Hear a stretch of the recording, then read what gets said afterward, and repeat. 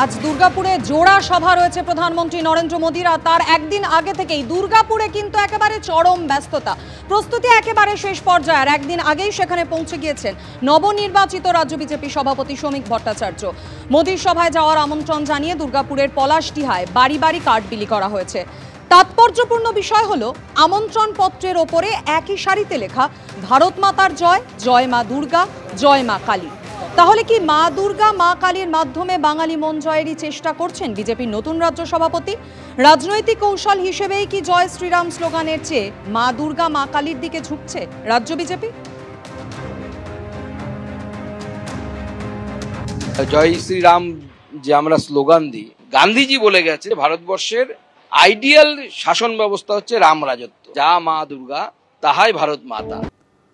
পরশু এই রাজপথে মহামিছিলে হেঁটেছেন মমতা বন্দ্যোপাধ্যায়, অভিষেক বন্দ্যোপাধ্যায়। আজ রাজ্যে আসছেন প্রধানমন্ত্রী। সোমবার রয়েছে তৃণমূলের 21শে জুলাই, আর সেই 21শে জুলাই নিয়ে এবার কড়া পর্যবেক্ষণ কলকাতা হাইকোর্টের বিচারপতি তীর্থঙ্কর ঘোষের মুখে।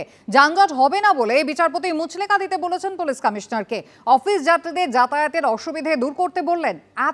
এরপরও প্রশ্ন তুললেন, মানুষ আর কতদিন সহ্য করবে? কলকাতার পুলিশ কমিশনারকে মুচলেকা দিয়ে বলতে বলুন যে 21শে জুলাই কোনো যানজট হবে না।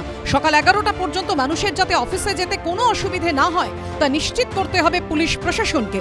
21শে জুলাই ধর্মতলায় তৃণমূলের মহাসমাবেশের কারণে যানজটের আশঙ্কা সংক্রান্ত একটি মামলায় বুধবার এমনই কড়া মন্তব্য করলেন হাইকোর্টের বিচারপতি তীর্থঙ্কর ঘোষ। বিপুল জনসমাবেশের জেরে 21শে জুলাই ব্যাপক যানজট হতে পারে বলে আশঙ্কা প্রকাশ করে কলকাতার পুলিশ কমিশনারকে চিঠি দেন আইনজীবীদের একটি সংগঠন। সূত্রের খবর, সেখানে বলা হয় যানজটের কারণে সাধারণ মানুষ, অফিস যাত্রী এবং আইনজীবীদের কর্মক্ষেত্রে যেতে অসুবিধে হতে পারে। ফলে যান নিয়ন্ত্রণের জন্য পুলিশের তরফে যেন পর্যাপ্ত পদক্ষেপ নেওয়া হয় এবং কি কি পদক্ষেপ নেওয়া হচ্ছে সে বিষয়ে আইনজীবীদের সংগঠনকে যেন জানানো হয়। অভিযোগ, সেই চিঠির কোনো উত্তর আসেনি। এরপরে বিষয়টি কলকাতা হাইকোর্টে ওঠে। এদিন মাননীয় বিচারপতি তীর্থঙ্কর ঘোষ অ্যাডভোকেট জেনারেলকে প্রশ্ন করেন, কেন এই চিঠির উত্তর দেওয়া হয়নি? ওই দিনের জন্য কি বিশেষ বন্দোবস্ত নেওয়া হয়েছে?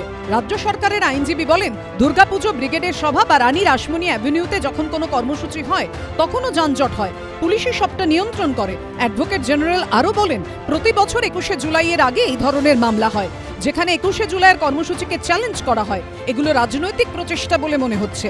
21শে জুলাই চলে গেলে মামলাকারীরা মামলার বিষয়ে সম্পূর্ণভাবে ভুলে যান। কতদিন এসব চলবে? তখন বিচারপতি বলেন, মানুষ আর কতদিন সহ্য করবে? তাহলে সরকার ছুটি ঘোষণা করুক, মানুষ ঘর থেকে বেরোবে না, কাউকে অসুবিধার সম্মুখীন হতে হবে না।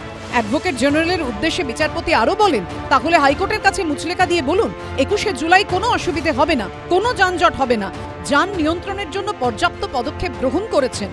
পাশাপাশি বিচারপতি এই প্রশ্নও করেন, যদি কোনো প্যান্ডেল রাস্তার মাঝখানে অনুমতি না নিয়ে করা হয়, সেটা সরানোর অবস্থায় প্রশাসন কি আছে?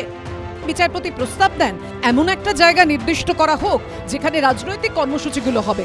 পর্যবেক্ষণে তিনি বলেন, তৃণমূল কংগ্রেসকেও মুচলেকা দিয়ে বলতে হবে যে তারা সামনের বছর থেকে ব্রিগেড, শহীদ মিনার, সল্টলেক স্টেডিয়াম বা অন্য কোথাও কর্মসূচি করবে। বিচারপতি তীর্থঙ্কর ঘোষ জানান, যেহেতু 21শে জুলাই আসতে আর কয়েকদিন বাকি, তাই তিনি এই কর্মসূচিতে হস্তক্ষেপ করবেন না। হলফনামা জমা দেওয়ার পর সম্পূর্ণ শুনানি হবে। সৌভিক মজুমদারের রিপোর্ট, এবিপি আনন্দ।